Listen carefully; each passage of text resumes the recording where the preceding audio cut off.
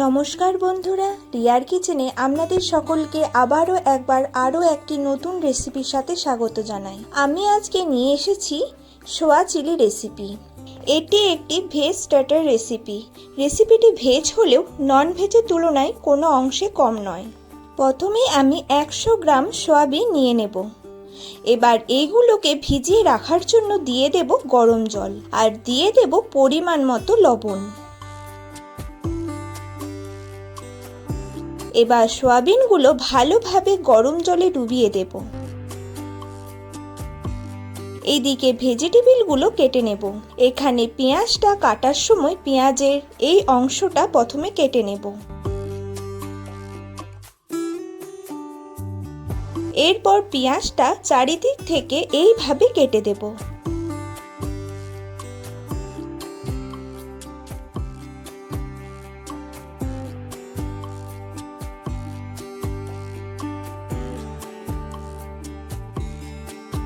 এইভাবে পেঁয়াজটা কাটলে খুব সহজেই পেঁয়াজটা খুলে যাবে।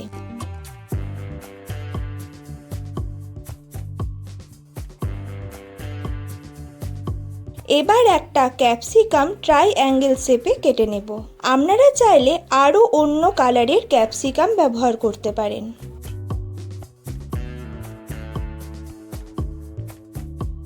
সাথে দুটি কাঁচা লঙ্কা এই রকম অ্যাঙ্গেল শেপে কেটে নেব।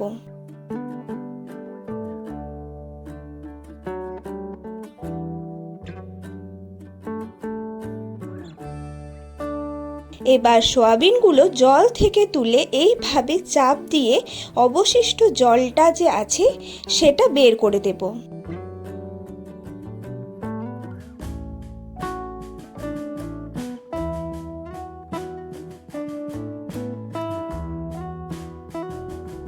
এবার ম্যারিনেশনের জন্য সয়াবিনগুলো একটা পাত্রে নিয়ে নেব। এবার দিয়ে দেব 1 টেবিল চামচ কর্নফ্লাওয়ার। এগুলোকে ক্রিস্পি করার জন্য দিয়ে দেব 1 টেবিল চামচ ময়দা। দিয়ে দেব 1 টেবিল চামচ আদা ও রসুন বাটা। দিয়ে দেব হাফ টেবিল চামচ গোলমরিচ গুঁড়ো। সবার শেষে দিয়ে দেব পরিমাণ মতো লবণ। আর ম্যারিনেশনটা স্মুথ বানানোর জন্য দিয়ে দেব সাদা তেল।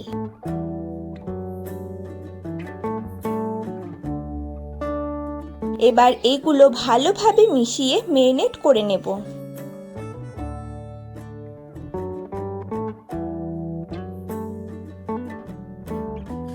এদিকে তেল গরম হতে বসিয়ে দিয়েছি। এগুলো ভাজার আগে তেলটা ভালোভাবে গরম করে নিতে হবে। তেলটা ভালোভাবে গরম না হলে কোটিংটা খুলে যেতে পারে। এইগুলো দেবার পরে হালকাভাবে নাড়িয়ে এগুলো ভেজে নেব। 2 মিনিটের মতো ভাজলেই দেখবেন এগুলো লাল লাল হয়ে গেছে। এবার এগুলো তুলে নেব।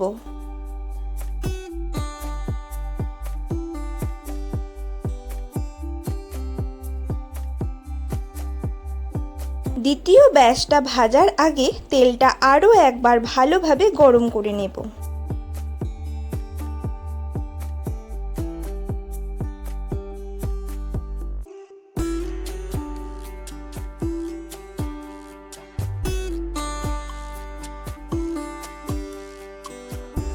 এবার রেসিপিটি বানানোর জন্য কড়াতে নিয়ে নিয়েছি পরিমাণ মতো সাদা তেল।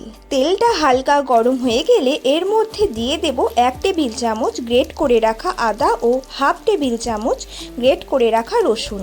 এইগুলোকে লো ফ্লেমে একবার ভেজে নিয়ে দিয়ে দেব 2 টেবিল চামচ লাল লঙ্কার পেস্ট। এবার চিলি পেস্টটা ভালোভাবে কুক করে নেব।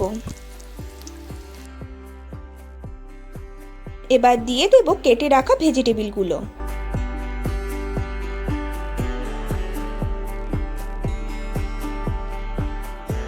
এরপর একবার সবকিছু ভালোভাবে মিশিয়ে কুক করে নেব। চিলি পেস্টের বাটি ধোয়া জলটা এখানে ব্যবহার করব। ভেজিটেবিলগুলো আরও একবার মিশিয়ে নেব। এবার আমি দিয়ে দেব 3 টেবিল চামচ টমেটো সস আর দিয়ে দেব 1 টেবিল চামচ ডার্ক সোয়া সস। আপনারা চাইলে আরও ভিন্ন ধরনের সস ব্যবহার করতে পারেন। এবার সমস্ত কিছু একবার ভালোভাবে মিশিয়ে নেব।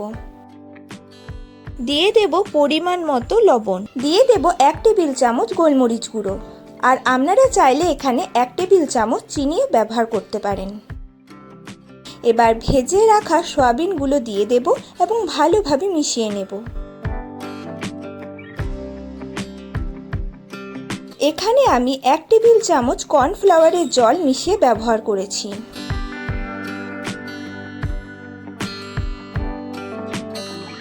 দেখুন সয়া চিলি আমার অলমোস্ট রেডি হয়ে গেছে। সবার শেষে ওপর থেকে ছড়িয়ে দেব সামান্য ধনেপাতা কুচি।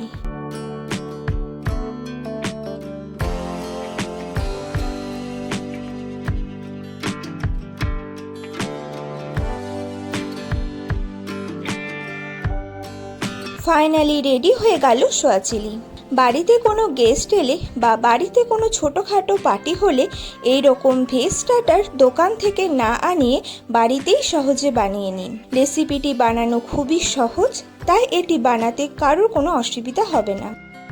সয়া চিলি আপনাদের কেমন লাগলো কমেন্টে জানাতে ভুলবেন না।